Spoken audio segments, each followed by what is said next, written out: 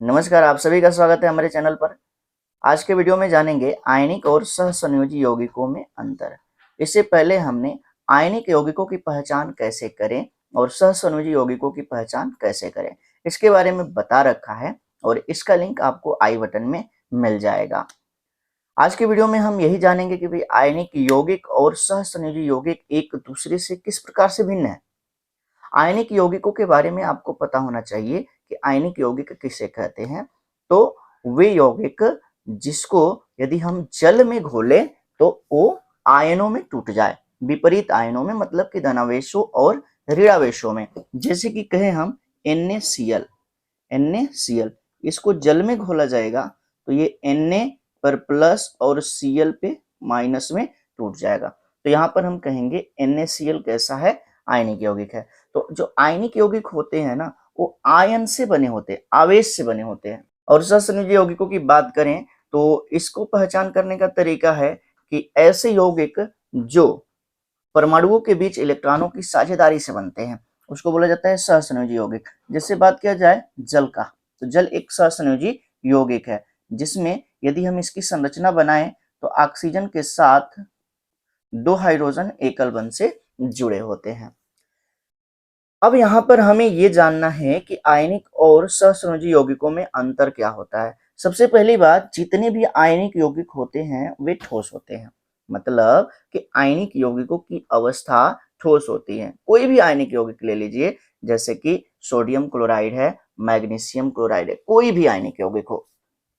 यदि हम सहसंयोजी यौगिक की बात करें तो ये तीनों अवस्थाओं में रह सकते हैं, मतलब सहसंयोजी यौगिक ठोस भी हो सकते हैं, द्रव भी हो सकते हैं, गैस भी हो सकते हैं। जैसे कि H2O लिक्विड है, यदि हम H2O की स्टेट परिवर्तन करें, अवस्था बदलें, तो द्रव भी हो जाएगा, गैस भी हो जाएगा। आगे यदि आयनिक यौगिक के दूसरे नंबर पे बात करें तो क्रिस्टल जालक के भाग आयन होते हैं। वही चीज जिससे ये बने होते हैं वो क्या होता है, आयन होता है। लेकिन इसमें जो क्रिस्टल जालक के भाग होते हैं सहसंयोजक यौगिकों में, वह क्या होते हैं, अणु होते हैं। यानी कि यहाँ पर आयन होते हैं, यहाँ पे अणु होते हैं। और यहाँ पर क्या होता है, आयन परस्पर एक आकर्षण बल से जुड़ा होता है जिसको कि बोलते हैं स्थिर वैद्युत आकर्षण बल। ये प्रबल होता है, मतलब कि यहाँ पर विपरीत आवेश एक दूसरे को आकर्षित किए हुए हैं, तो यहाँ पर एक बल कार्य कर रहा है जिसका नाम है प्रबल स्थिर वैद्युत आकर्षण बल। लेकिन यहाँ पर क्या होता है, यहाँ पर जो अणु होते हैं इसमें परमाणु आपस में दुर्बल वंडरवाल्स बल से जुड़े होते हैं। तो ये वंडरवाल बल क्या होता है, तो केमिस्ट्री में परमाणुओं के बीच जो आकर्षण बल होता है ना, उसी को वंडरवाल्स बल कहा जाता है। यदि हम आयनिक यौगिक में तीसरे नंबर की बात करें तो ये सामान्यतः कठोर होते हैं। आयनिक यौगिक क्या होते हैं, कठोर होते हैं। लेकिन यहाँ पर बात करें सहसंयोजी यौगिकों में तो ये नरम होते हैं, उतना कठोर नहीं होते जितना कि आयनिक यौगिक होते हैं। आयनिक यौगिकों का अगला नंबर है चौथा नंबर। इसमें क्या होता है कि जो आयनिक बंध बनता है, मतलब धनायन और ऋणायन के बीच बंध होता है, वो दिशात्मक नहीं होता, उसका कोई दिशा नहीं है, इस दिशा में जुड़ेगा। लेकिन यहाँ पर क्या होता है, सहसंयोजी बंध में ये जो बंध होते हैं वो दिशात्मक होते हैं और अणुओं में परमाणुओं की व्यवस्था निश्चित होती है।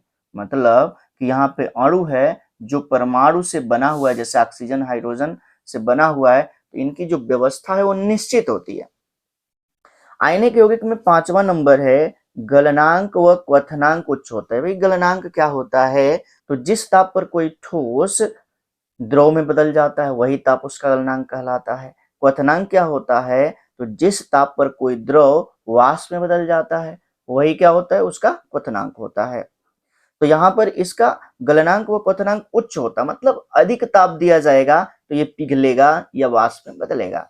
लेकिन सहसंयोजक यौगिक की बात करें तो इनका गलनांक व क्वथनांक निम्न होता है।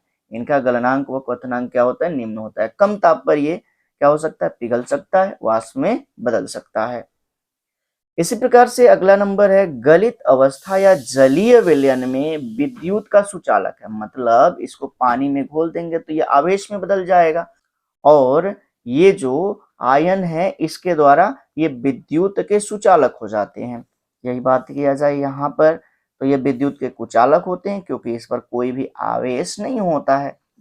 आगे प्रायः ध्रुवीय विलायकों में विलय, भाई ध्रुवीय विलायक क्या मतलब, जिसको जल में घोला जाए वो आयन में टूट जाए तो ऐसे विलायक को हम लोग ध्रुवीय विलायक कहेंगे। लेकिन ये जो होते हैं ना अध्रुवीय विलायकों में विलय होते हैं, कौन सा, सहसंयोजक यौगिक। तो ये रहा यहाँ पे आयनिक और सहसंयोजी यौगिकों में अंतर। इसी तरह का वीडियो आपको इस चैनल पर मिलता रहता है, इसलिए चैनल को सब्सक्राइब जरूर कीजिएगा। मिलते हैं अगले वीडियो में, तब तक के लिए थैंक यू।